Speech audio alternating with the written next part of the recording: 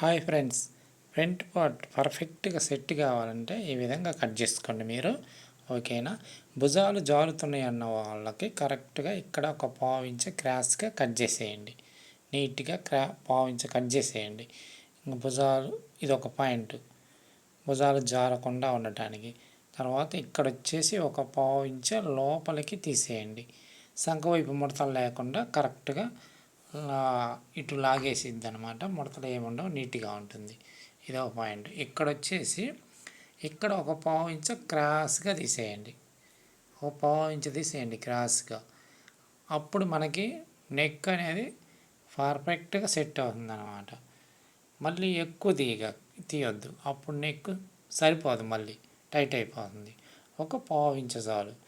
అప్పుడు మనకి భుజాలు జారే సమస్య అంటూ ఉండదు. ఓకేనా? ఈ విధంగా చేసిన తర్వాత ఇక్కడ సంఖ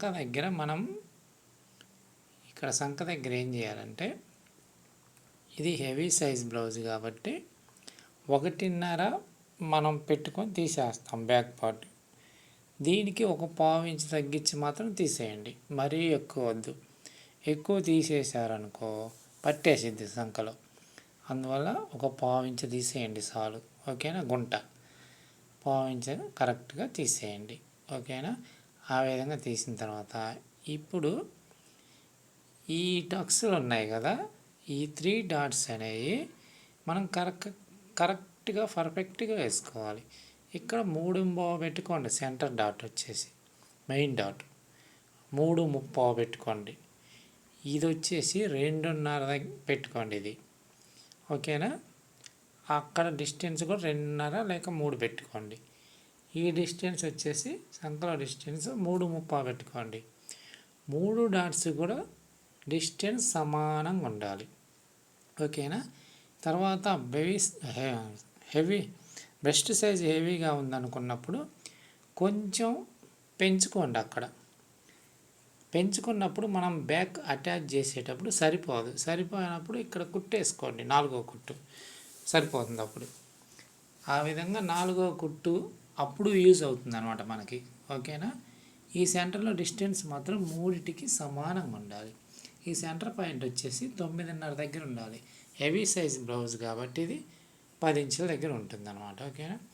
ఇప్పుడు ఈ షేప్ బెల్ట్ చూసారా, కరెక్ట్గా ఉంది కదా.